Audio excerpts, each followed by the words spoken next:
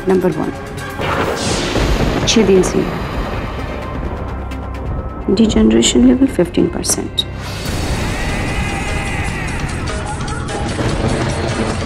Bed number 2, 3 दिन से यहाँ है, डिजनरेशन लेवल 10%।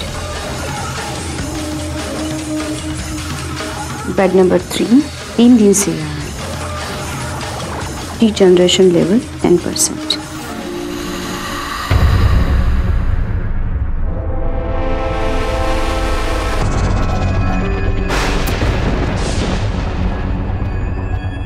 ओह नो, आज हॉस्पिटल से फिर से एक लाश गायब। ये हो क्या रहा है इस हॉस्पिटल में?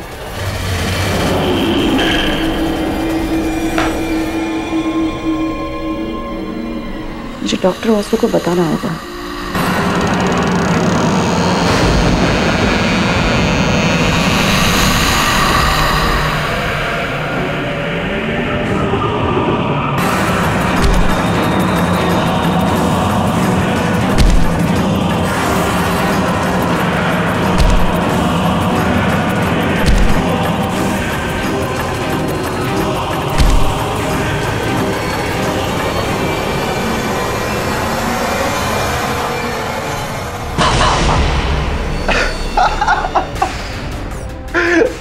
Look at your face. ऐसा लग रहा है जैसे तुमने कोई भूत देख लिया। Are you crazy, अभिषेक? मैं अब पहले से परेशान हूँ। मैं बहुत अच्छे से जानता हूँ कि मेरी होने वाली बीवी बहुत परेशान है, तभी तो मैं यहाँ पर आया हूँ तुम्हें एंटरटेन करने के लिए। और वैसे भी इन मुर्दाओं के बीच में तुम बहुत ज्यादा बोर हो जाती होगी ना। अभिषेक, आज फिर से एक लाश गायब है। ये देखो शिट, कुछ घंटे पहले ही एक लावारिस लाश आई थी हॉस्पिटल में, और रिकॉर्ड के हिसाब से वो बेड नंबर 4 पे होनी चाहिए थी, पर यहाँ तो कोई लाश नहीं है। कम ऑन डॉक्टर तरन, हो सकता है कि ये किसी वार्ड बॉय की मिस्टेक हो, या फिर ये बॉडी ऑलरेडी किसी ने क्लेम कर ली हो। तुम एक इतनी होनहार इंटर्न हो हमारे हॉस्पिटल की, तो तुम इस मॉर्ग रूम में क्यों अपना टाइम वेस्ट कर रही हो? अभिषेक, तुम जानते हो क्यों? बॉस जानता हूँ, क्योंकि तुम्हारे डैड डॉक्टर सुमित नहीं चाहते कि तुम यहाँ पर काम करो। But sweetheart, he is your dad, और वो तुम्हारे बारे में हमेशा अच्छा ही सोचेंगे। पर आई कंप्लीटली डोंट अंडरस्टैंड कि तुम्हें यहाँ पर काम करके और उनकी बात के खिलाफ जाकर क्या समझदारी दिखाई देती है। अच्छा sorry I am so sorry, हम इसे भूल जाते हैं। तुम्हारी मॉम की सर्जरी है ना, तो मुझे लगता है कि तुम्हें उनसे मिलना चाहिए सर्जरी से पहले। अभिषेक,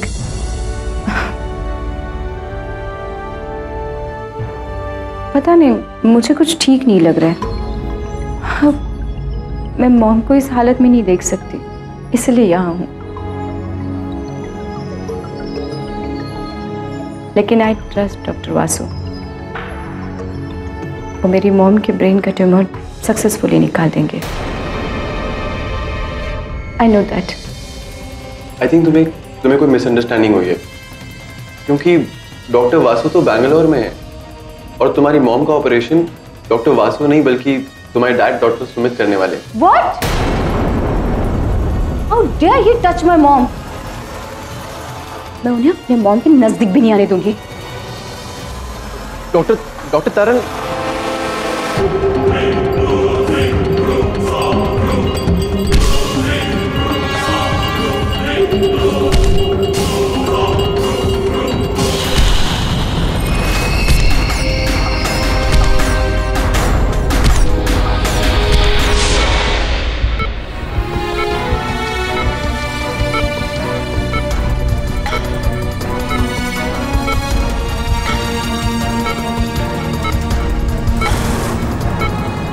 Anesthesia, Administered. oxygen and vital sign monitor. Already, sir. My surgical instruments.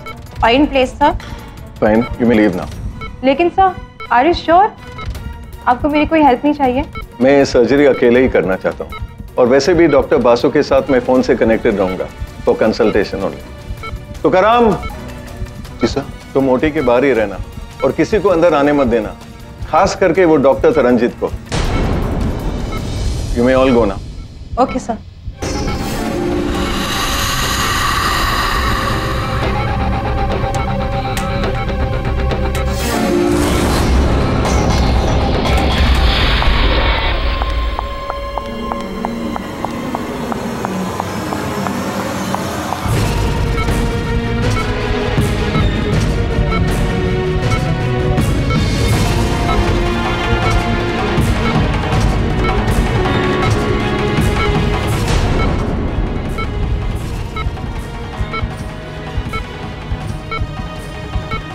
Oh no, doctor Vasu का नंबर तो नेटवर्क के बाहर है। Let me try again. Hello doctor Sumit, everything is okay? All set, shall we begin? हाँ, okay. Okay. अरे doctor Taranjit, एक minute madam रुकिए। Doctor Sumit ने मुझे सख्त इंस्ट्रक्शन दिए कि अंदर कोई भी नहीं जा सकता। वो कौन है इंस्ट्रक्शन देने वाले? पेशेंट अपनी माँ है। मैडम मैं सिर्फ अपना काम कर रहा हूँ, प्लीज। काम ही करना है तो मुर्दा घर से एक लाश गायब है, उसे जाके ढूंढो। लाश फिर से गायब? वो आ गया, वो आ गया मैडम, आ गया मैडम। ये क्या बकवास करे तू करम? तुम्हें जहाँ जाना है चले जाओ, हटो यहाँ से। चला चला, लौकर चला, लौकर चला, अरे लौकर चला। रिवॉर्ड बॉय, ये लाइन को क्या हुआ? Hello hello doctor Sumit. अरे रिवॉर्ड बॉय, क्या हो गया लाइन को? हेलो डॉक्टर सुमित, क्या हुआ? Hello hello doctor Sumit. कौन है? अरे कौन है? Doctor Sumit, doctor Sumit.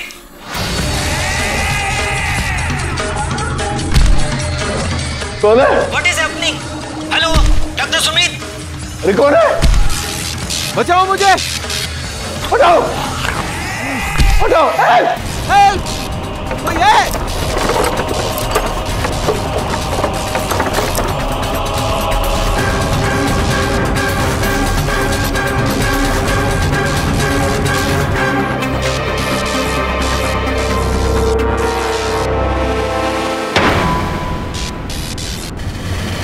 Hello doctor Sumit, क्या हुआ?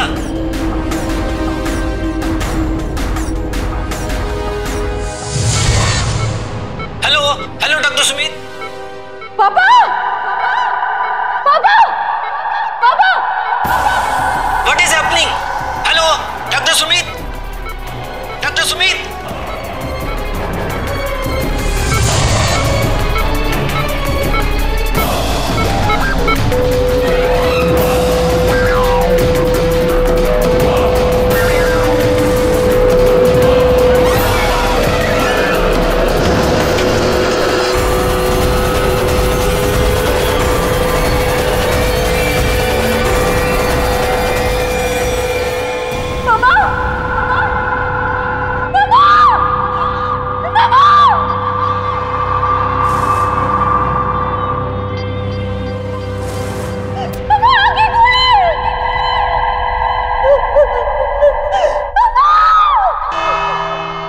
अदालत की कार्रवाई शुरू की जाए। योर ऑनर, मैं अदालत को बताना चाहता हूं कि डॉक्टर तरनजीत कौर डॉक्टर सुमित और किरण कौर की बेटी।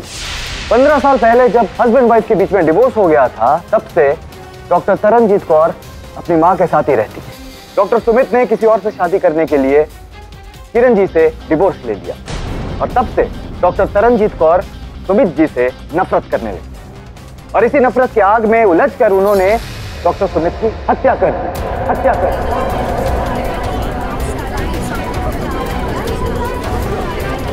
Order, order, silence please. नहीं, ये झूठ है। मैंने अपने पापा को नहीं मारा।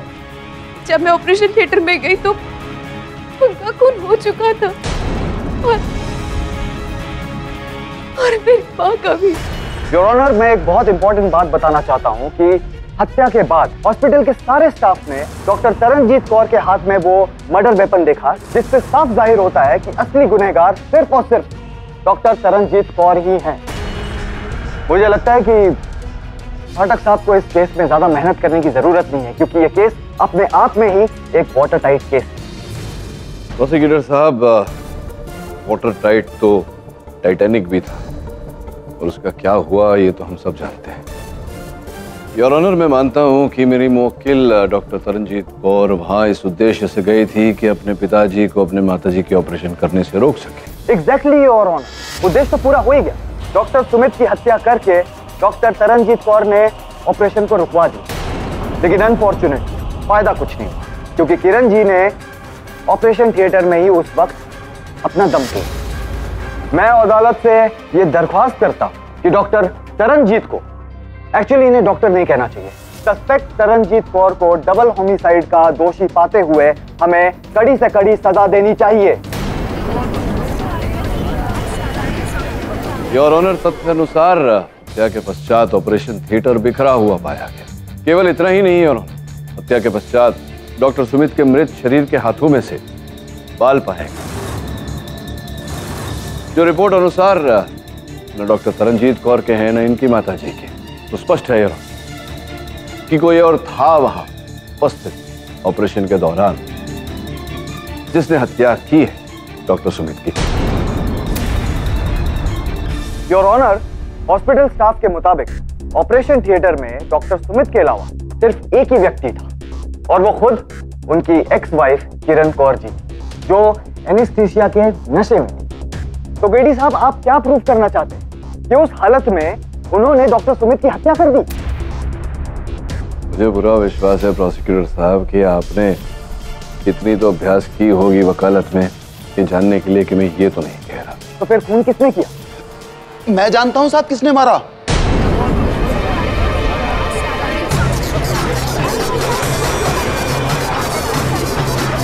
ऑर्डर ऑर्डर, आपको जो कुछ भी कहना है कटघरे में आके कहिए। जज साहब, डॉक्टर सुमित को लाश ने मारा, वही लाश जो हमारे हॉस्पिटल के मुर्दाघर से गायब हो गई थी।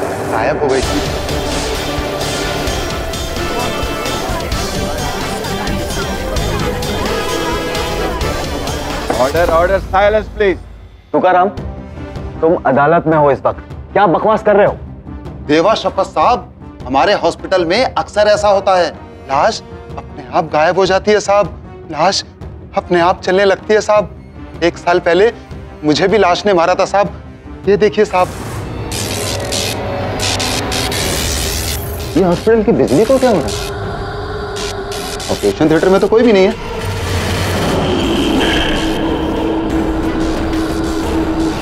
कौन है? ये तो मुर्दा घर के किसी मुर्दे की स्लिप है ना?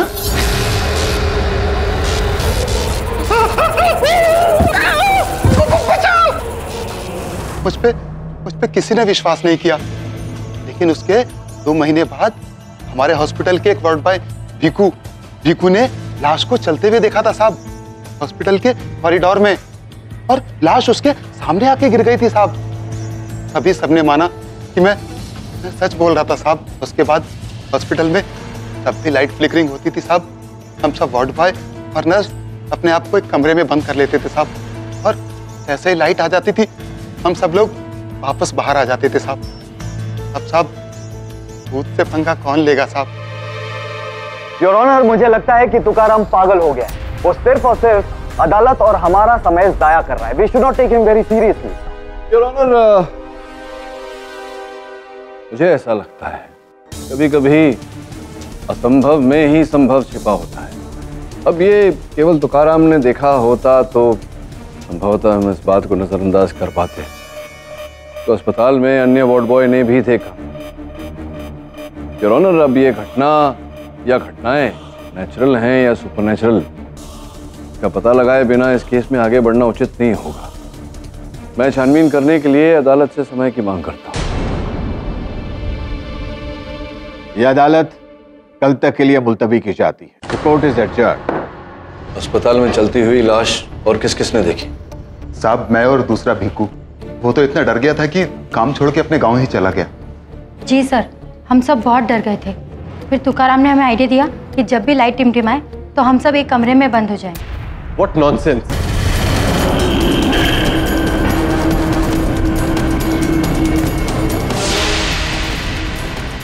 आप कौन? हाय, डॉक्टर अभिषेक और डॉक्टर तरन का मंगेतर। सर, आप इन लोगों की बातों में बिल्कुल विश्वास मत कीजिए,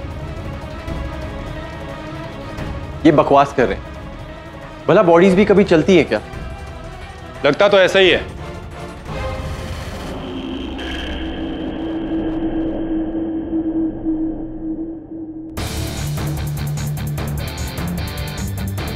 अरे दवे, तू यहाँ? हाँ किडी, डॉक्टर सुमित के हाथ में जो बाल मिले थे उनकी डीएनए रिपोर्ट आ गई। ये देखो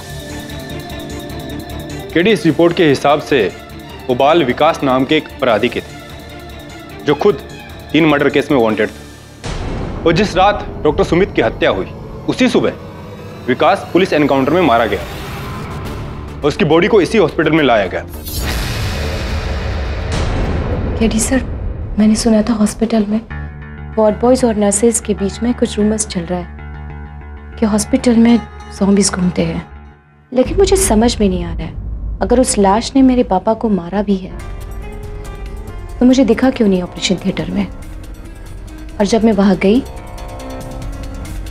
तो वहां पर कोई नहीं था, सिर्फ वासु सर की आवाज आ रही थी इंटरकॉम पे। डॉक्टर वासु ऑपरेशन के दौरान इंटरकॉम पे थे? हाँ, वो ब्रेन सर्जरी में पापा से भी बड़े एक्सपर्ट थे, इसीलिए वो बैंगलोर से कंसल्ट कर रहे थे। वो दोनों बहुत अच्छे दोस्त थे, इसलिए उन्होंने पार्टनरशिप में हॉस्पिटल भी खोला था। ऐसी फिर तो डॉक्टर वासु से बात करनी पड़ेगी। डॉक्टर वासु, जिस दिन ये हत्या हुई डॉक्टर सुमित की, डॉक्टर सुमित ऑपरेशन थिएटर में थे अकेले, तो आप उन्हें कंसल्टेशन दे रहे थे बेंगलोर से फोन द्वारा? जी हाँ। तो ये जो फोन द्वारा आप संपर्क पे थे, आवाजें आप तक पहुंच रही थी, क्या आपने एक बार भी डॉक्टर सुमित को डॉक्टर तरनजीत का नाम लेते हुए सुना? No, I don't think so. वो सिर्फ यही बोल रहे थे, हटाओ इसे, हटाओ, हेल्प मी, हेल्प मी। तो योर ऑनर, मुझे समझ में नहीं आ रहा कि इससे केडी साहब साबित क्या करना चाहते हैं। योर ऑनर, आपकी अनुमति हो तो जो मैं प्रमाणित करना चाहता हूं उसे दर्शा दो। अनुमति है? यहाँ ये मैं था, सब आ गया, ये मैदान में आइए आइए। और उस तरफ घूम जाइए। मान लीजिए कुछ क्षण के लिए कि आप डॉक्टर सुमित है और यहाँ आप अपनी पत्नी का ऑपरेशन कर रहे हैं। ये इंस्पेक्टर दवे जो हैं पीछे खड़े हैं, देखिए इंस्पेक्टर दवे हैं, ये आकर आप पर प्रहार करें। आप रेडी हैं?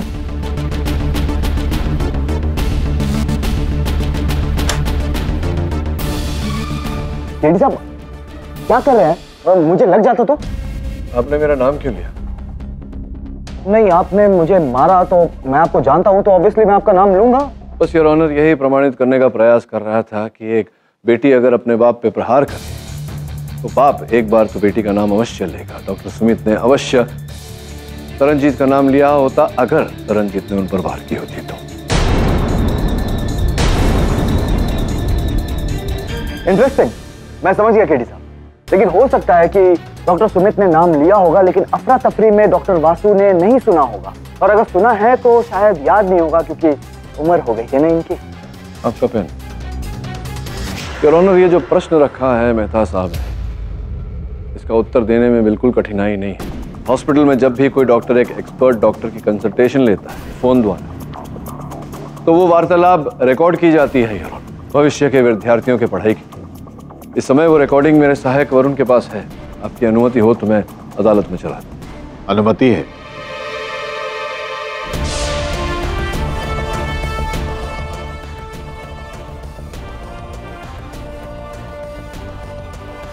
डॉक्टर वासु का नंबर तो नेटवर्क के बाहर है।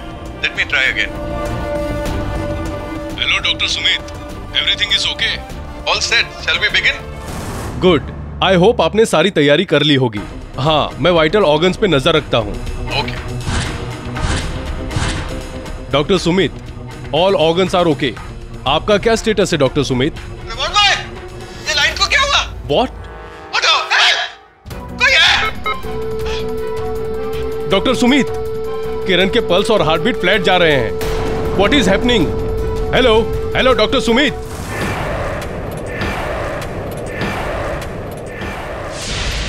योर ऑनर, इस रिकॉर्डिंग में कहीं डॉक्टर सुमित ने तरनजीत का नाम नहीं लिया। डॉक्टर वासु बिल्कुल सही कह रहे हैं। उन्होंने डॉक्टर सुमित को नाम लेते हुए बिल्कुल भी नहीं। लेकिन केडी साहब, ये कहां पर साबित हो रहा है कि डॉक्टर तरनजीत ने डॉक्टर सुमित का खून नहीं किया?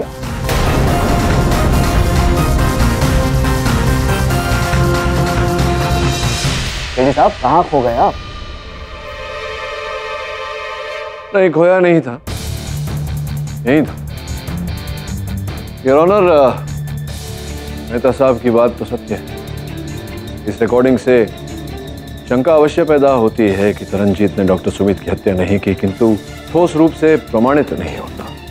ठोस रूप से एक बात अवश्य प्रमाणित होती है योर ऑनर, कि डॉक्टर वासु अदालत में झूठ बोल रहे हैं। डॉक्टर वासु, आपने झूठ बोला था, आप अब भी झूठ बोल रहे हैं कि आपने कंसल्टेशन बेंगलोर से की थी। आप तो बेंगलोर में थे ही नहीं। ये आप क्या कह रहे हैं केडी सर? शायद आपने ये रिकॉर्डिंग ठीक से सुना नहीं। जब प्रथम बार डॉक्टर सुमित ने आपका फोन ट्राई किया तो आपका फोन नेटवर्क क्षेत्र से बाहर था। अगर आप उस समय बेंगलोर में होते, कर्नाटक में होते, तो वो संदेश कन्नड़ में होता, किंतु इस रिकॉर्डिंग में वो संदेश मराठी में है।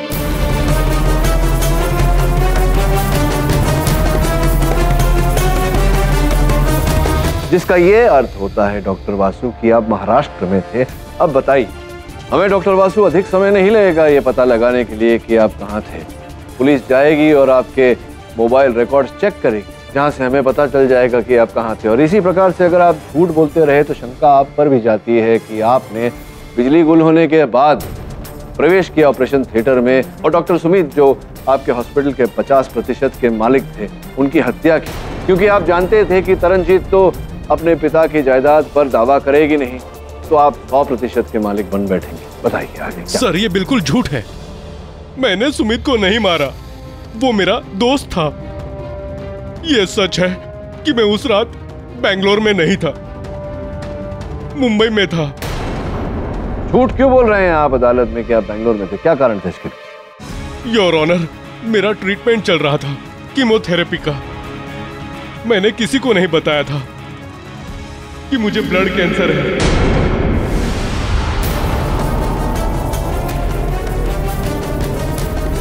मैं बेंगलोर के बहाने कोलाबा की एक हॉस्पिटल में कीमोथेरेपी ले रहा हूं। अब आप ही बताइए सर, जो आदमी खुद चंद दिनों का मेहमान हो, वो चंद पैसों के लिए अपने दोस्त का मर्डर कैसे कर सकता है? योर ऑनर, सुना आपने? केडी साहब एक कैंसर पेशेंट पर खून का इल्जाम लगा रहे, लेकिन मुझे कहीं पर भी कोई भी पॉसिबिलिटीज नहीं दिखती है जहां पर तरनजीत को छोड़कर किसी और ने मर्डर करने की कोशिश की हो या की है। पॉसिबिलिटी है सर। मेरा ही एक पेशेंट था जिसकी डेथ हो गई थी। मैंने उसे डेड डिक्लेयर किया था, लेकिन कुछ घंटों के बाद जब मैं मॉर्ग में गया तो मैंने उसके हाथ और पांव शेक करते हुए देखे। मैंने ये बात किसी को नहीं बताई, क्योंकि अगर मैं ये बात किसी को बताता तो वो मेरा मजाक उड़ाते, क्योंकि मेरे पास कोई प्रूफ नहीं था और शायद मेरा मेडिकल करियर ही खत्म हो जाता। मैं पूरी जिंदगी डॉक्टर रहना चाहता था और लोगों का इलाज करना चाहता था। योर ऑनर, मैं जानता हूं कि अदालत ये मृत मुर्दों के चलने इत्यादि में सुपरनैचुरल बातों में नहीं मानती। अदालत प्रमाण मांगती है। तो कहीं ना कहीं ये केस द्वितीय बार है जो ज़ॉम्बी पर, मृत व्यक्ति पर, मुर्दे पर आकर खड़ा हो।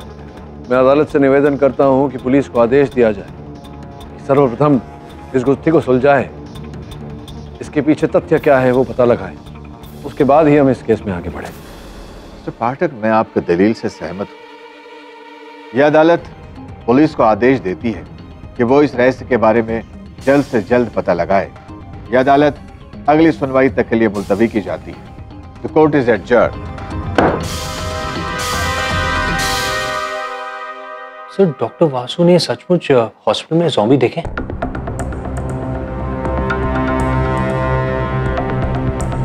पता नहीं उन्होंने डॉक्टर वासु ने क्या देखा क्या नहीं। वैसे भी ये ज़ॉम्बी का विषय बहुत ही विवादग्रस्त है।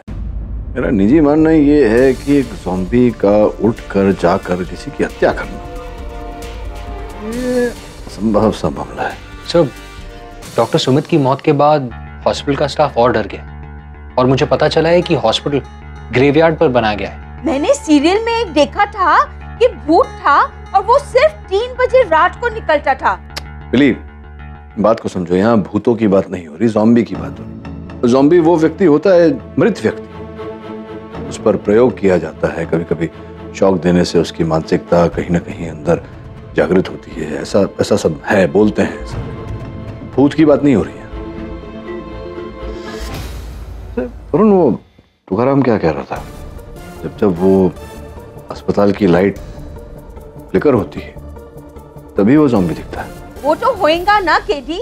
अरे भूत के आजू बाजू इतना पावर होता है कि लाइट तो फ्लिकर होएगा ही। मतलब क्या कहना चाह रही हैं आप कि अब भूत खून नहीं वोल्टेज पीते हैं? Ridiculous that is. सर, आप क्या देख रहे हैं? इंटरनेट पे रिसर्च करता हूँ, देखता हूँ कोई ना कोई सुराग अवश्य मिलेगा। Okay sir.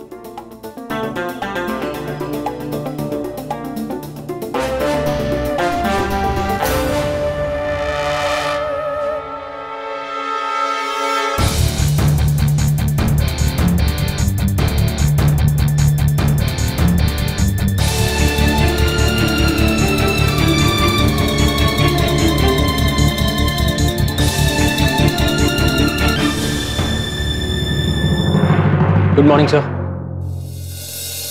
सर, आप रात भर यहीं थे? सर, अगर आप ऐसे ही काम करते रहेंगे तो आपकी तबीयत खराब हो सकती है। क्या करे वरुण, काम तो करना पड़ेगा और अभी जाना भी पड़ेगा। सर, कहाँ? अस्पताल, ज़ॉम्बी की गुत्थी सुलझाने। तो रवि को बोल दे, तेरे दोस्त को, उसकी आवश्यकता पड़ेगी। हाँ दवे, सुन। योर ऑनर, आपके आदेश अनुसार अस्पताल में चलने वाले मृत शरीर, उनकी छानबीन की और ये गुत्थी अंततः सुलझ ही गई। विस्तार में समझाने के लिए मैं रवि, जो एक इलेक्ट्रिकल इंजीनियर है, उन्हें कटघरे में बुलाने की अनुमति चाहता। अनुमति है? योर ऑनर, जिस किसी व्यक्ति ने भी उस अस्पताल में मुर्दे को चलते हुए देखा, सबका यही कहना है कि सुबह अस्पताल की बत्तियां जो है वो झिलमिलाती हैं, फ्लिकर करती हैं। इसी कारण रवि, जो एक इलेक्ट्रिकल इंजीनियर है, इन्हें लेकर हम अस्पताल। सर, मैंने सारे मेन इलेक्ट्रिकल पॉइंट्स चेक कर लिए, यहाँ कोई प्रॉब्लम नहीं। तो फिर लाइट्स फ्लिकर क्यों होती हैं अपने आप? इलेक्ट्रिसिटी में कुछ भी अपने आप नहीं होता है। जाहिर सी बात है कि वोल्टेज फ्लक्चुएशन की वजह से ही लाइट्स फ्लिकर होती हैं, और वोल्टेज फ्लक्चुएशन या तो पावर कंपनी की तरफ से हो सकती है या फिर यहीं इसी हॉस्पिटल में किसी मशीन के बहुत ज्यादा अमाउंट में पावर कंज्यूम करने की वजह से। वरुण, मैंने तुझे पता लगाने को कहा था कि यहाँ आसपास की कोई बिल्डिंग में से इस तरह की वोल्टेज फ्लक्चुएशन की कंप्लेंट गई है या नहीं? नहीं सर, अगल बगल की किसी भी बिल्डिंग ने कोई कंप्लेंट नहीं की। अच्छा, मतलब जो प्रॉब्लम है वो यहीं अस्पताल में ही है। योर ऑनर, इसलिए मैंने उस हॉस्पिटल का पावर डिस्ट्रीब्यूशन चेक किया तो पता चला कि सबसे ज्यादा और थिक केबल्स उसी ऑपरेशन थिएटर में लगी हुई थी जहां डॉक्टर सुमित का खून हुआ। योर ऑनर, प्रथम बार भी तुकाराम ने ऑपरेशन थिएटर से ही मुर्दे लाश को चलते हुए बाहर जाते हुए देखा था। इसी कारण हमने वहां की पावर लाइंस चेक की। कमाल की बात है सर, इस रूम में ऐसी कोई भी मशीन नहीं है जिसके लिए इतनी थिक पावर लाइंस की जरूरत हो, लेकिन फिर भी लाइंस एक्टिव है और कोई तो एक मशीन पावर खींच रही है। आप चलते हैं यहाँ से, मुझे तो लगता है कि वो भूत यहीं आसपास ही कहीं है। हाँ, आसपास तो है, लेकिन कोई भूत नहीं, वो मशीन है जो यहाँ से बिजली खींच रही है। दीवार के पीछे एक वरुण, आयरन पाउडर लाने बोला था, तो चला है। जी हाँ सर, पर ये क्यों? ये तुझे तो पता है कि जहाँ इतनी अधिक मात्रा में बिजली का उपयोग होता है वहाँ चुंबक क्षेत्र बनता है। ये डालेंगे तो रवि, हट जरा,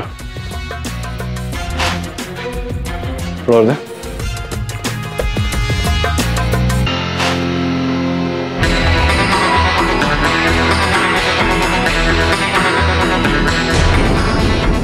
यहीं से पावर खींच रहा है, इसका मतलब पीछे ही कोई मशीन है। वो मैग्नेट है।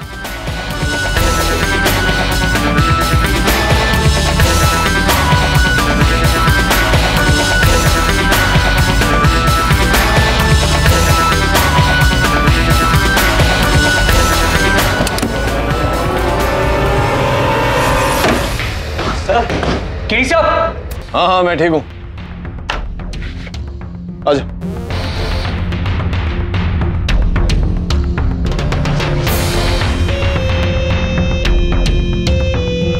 यहां तो एक और प्रवेश द्वार है। इसका अर्थ यह होता है कि हत्यारा यहां से अंदर आया होगा, थिएटर में जाकर डॉक्टर सुमित की हत्या करके फिर यहीं से पलायन कर गया होगा। मुझे लगता है यहाँ कहीं ना कहीं तो कोई ना कोई सुराग तो छोड़ कर गया होगा। राइट।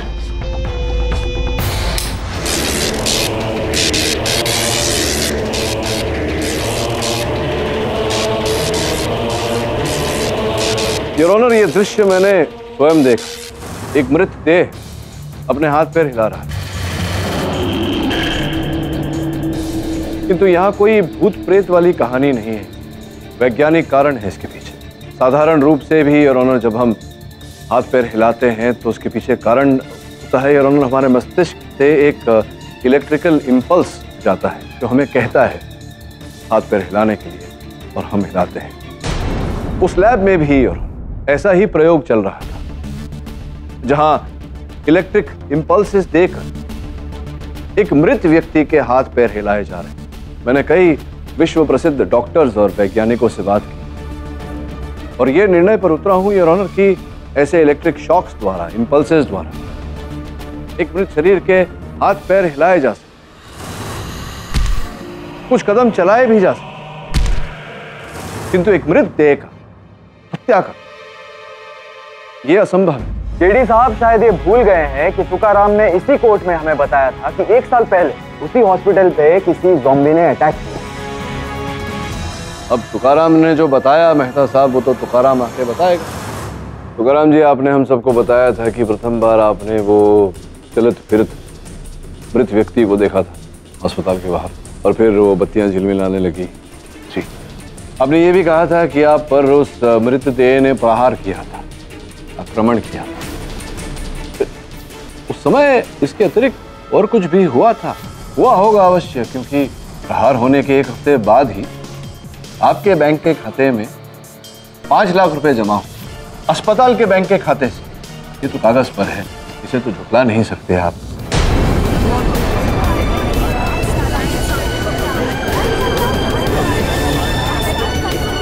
Order order. और फिर द्वितीय बार आपने कहा था कि वो जो दूसरा वार्ड बॉय है, क्या नाम था उसका? Bhiku. Bhiku Bhiku Bhiku ward boy.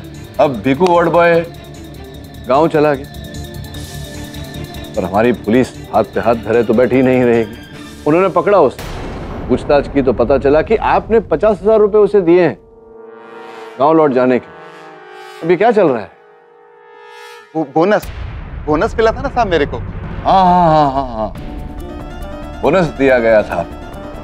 Bonus दिया गया था ताकि आप वहां अस्पताल में चल रहे उस प्रयोग के रहस्य को छिपा कर रखे, और आपने ऐसा किया भी, और सुंदर एक कहानी भी रची, जिसके चलते जैसे ही वो बत्तियां झिलमिलाने लगती थी, आपके अस्पताल का पूरा स्टाफ जाकर के कमरे में अपने आप को लॉक कर लिया करता था।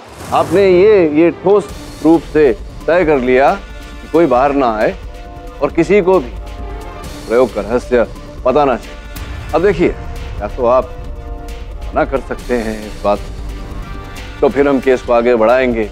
हो सकता है न्यायाधीश महोदय आप पर सख्ती बरते और आप जेल जाएं, और जेल में दवे साहब आपसे उससे भी अधिक सख्ती बरते। क्या झेल पाएंगे आप इतनी सख्ती? आपने खुद ही कहा था कि गरीब हैं आप, है ना, नौकरी मिलेगी नहीं आपको दूसरी, जेल में क्या चक्की पीसेंगे? क्या करेंगे? क्या सत्य बोलेंगे? हमारी सहायता करेंगे सत्य बोलकर? बोलिए बोलिए। हाँ साहब, मैंने झूठ बोला था। 5 लाख रुपए बहुत बड़ी रकम होती है साहब, लेकिन साहब मुझे नहीं पता था कि मेरे झूठ की वजह से डॉक्टर सुमित की जान चली जाएगी। इसके कहने पर आपने झूठ बोला? डॉक्टर सुमित ने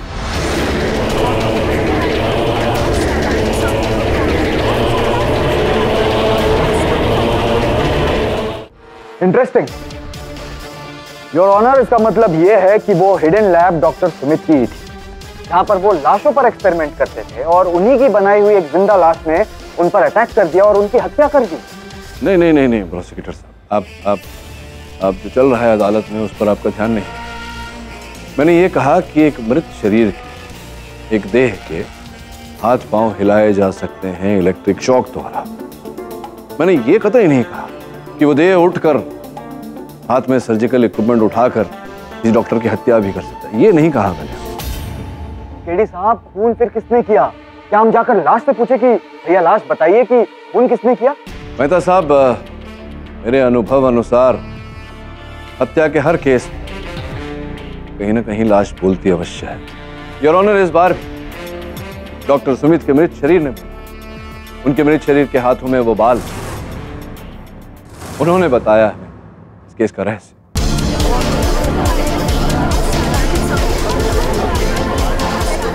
order order, silence in the court. आपकी अनुमति हो तो मैं एक बार इंस्पेक्टर दवे को कटघरे में बुलाना चाहूंगा। अनुमति है।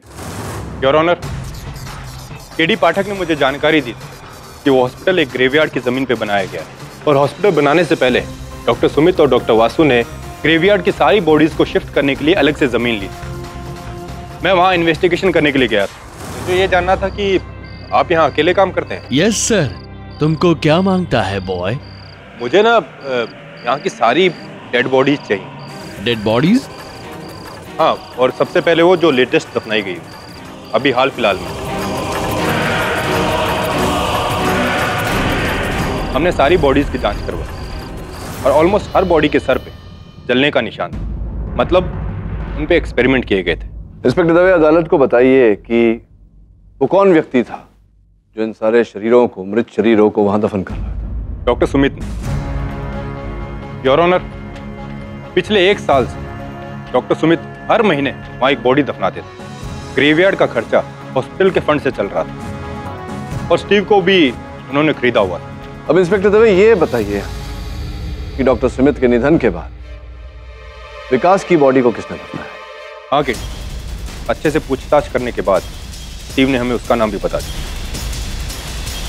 डॉक्टर अभिषेक।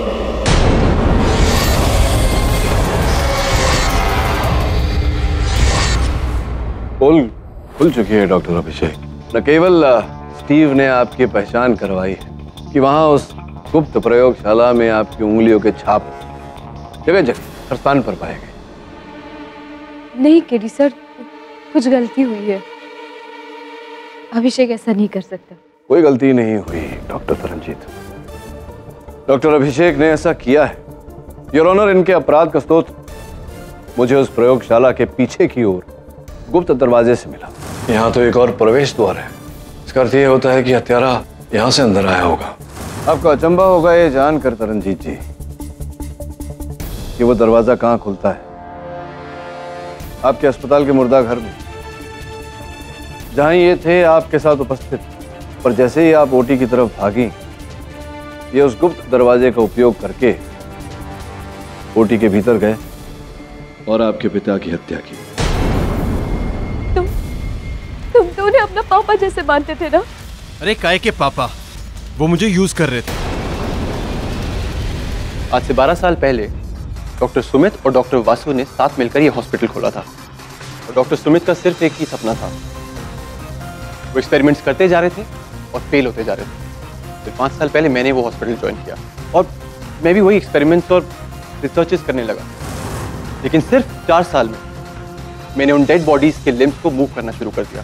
मैंने उनकी ब्रेन मैपिंग भी कर दी और मुझे लगा कि अगर हम इन मुर्दों में जान डाल देंगे तो मेरा नाम पूरे देश में होगा, पूरी दुनिया मुझे जानेगी।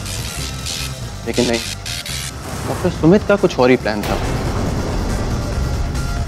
वो इन सब एक्सपेरिमेंट्स का क्रेडिट अकेले लेना चाहते थे और अपनी उस असिस्टेंट की लिस्ट में मेरा नाम डालने वाले थे। तब मैंने डिसाइड कर लिया कि अब इस बुड्ढे डॉक्टर को मरना होगा। तुमने मेरे पापा को मारा। हाँ, मैंने मारा उन्हें। जब तुम अपने पापा से लड़ने के लिए ऑपरेशन थिएटर में गई थी, तब मैं उनके सीक्रेट लैब में पीछे के दरवाजे से घुस गया। अरे कौन है?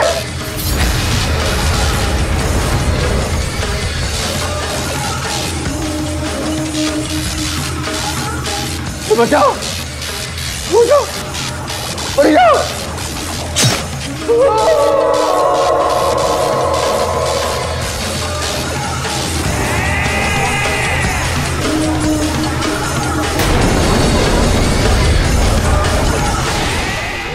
मैंने ये मर्डर बहुत सोच समझ के किया था। पहले तो वो लाश डॉक्टर सुमित पर धकेल दी ताकि हाथापाई होते हुए जो भी निशान आए वो उस अनजान लाश के हों और कोई मुझ पर शक भी ना करे। Your honour, the defence rest.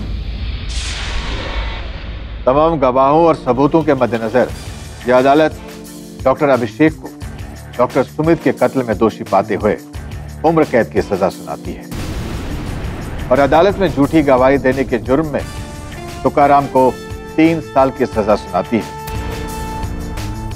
और डॉक्टर तरनजीत को निर्दोष पाते हुए इस केस से बाइज्जत बरी करती है। Case is close.